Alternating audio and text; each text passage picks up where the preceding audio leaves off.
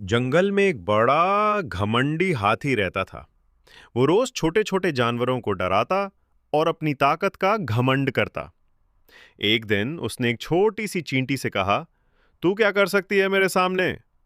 चींटी मुस्कुराई और चुपचाप चली गई।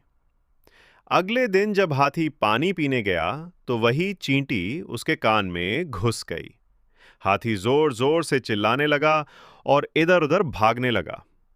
आखिरकार जब चींटी बाहर आई तो बोली, कभी भी किसी को छोटा मत समझना।